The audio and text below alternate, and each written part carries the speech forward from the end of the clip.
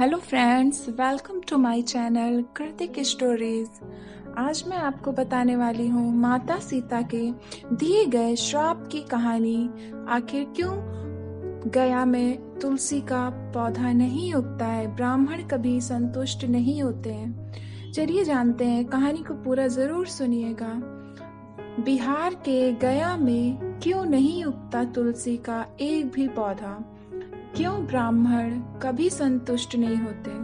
फल्गु नदी सिर्फ नाम की नदी क्यों है? क्यों कौवा हमेशा लड़ झगड़ कर ही खा पाता है? कौवा, तुलसी, ब्राह्मण व गाय को माँ सीता ने क्यों श्राप दिया था? इसके बारे में कुछ लोग ही जानते हैं, तो आज हम इसके बारे में बात करते हैं। वाल्मीकि रामायण के मुताबिक वनवास के दौरान भगवान राम, लक्ष्मण और माता सीता पितृपक्ष में श्राद्ध करने के लिए बिहार के गया धाम पहुंचे। वहां ब्राह्मण ने भगवान श्री राम और लक्ष्मण को श्राद्ध कर्म के लिए आवश्यक सामग्री जुटाने के लिए कहा। इस पर भगवान राम व लक्ष्मण नगर की ओर सामान लाने के लिए निकल पड़े। ब्राह्मण देव ने माता सीता से आग्रह किया कि पिंडदान का समय निकला जा रहा है।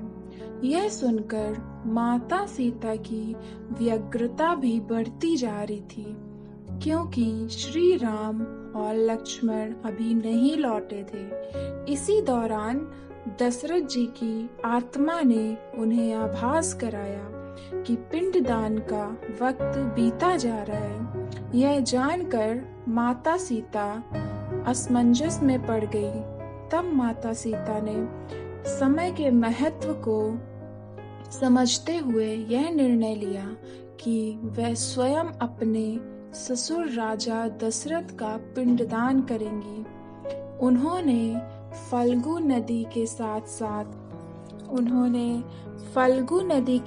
साथ वट वृक्ष, कौवा, तुलसी, ब्राह्मण व गाय को साक्षी मानकर स्वर्गीय राजा दशरथ का पिंडदान विधि विधान के साथ किया। इस क्रिया के उपरांत जैसे ही उन्होंने हाथ जोड़कर प्रार्थना की, तो राजा दशरथ ने माता सीता का पिंडदान स्वीकार कर लिया। माता सीता इस बात से प्रफुल्लित हुई कि उनकी पूजा दशरथ जी ने स्वीकार कर ली है।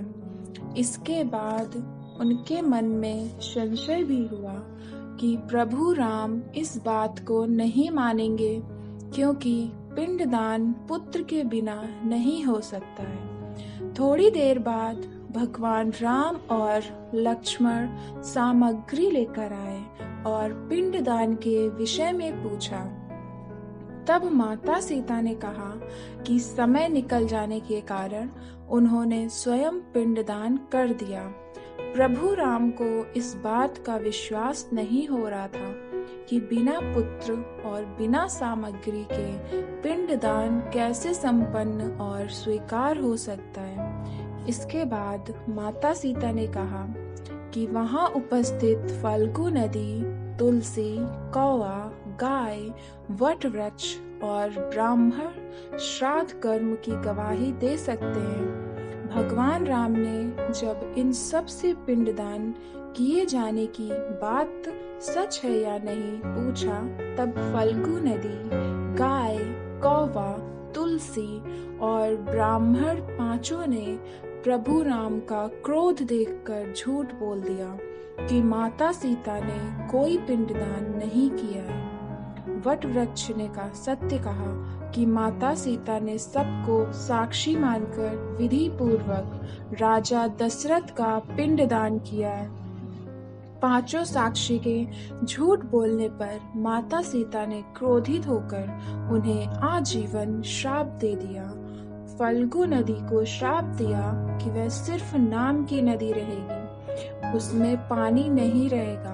इसी कारण फल्गु नदी आज भी गया में सूखी है।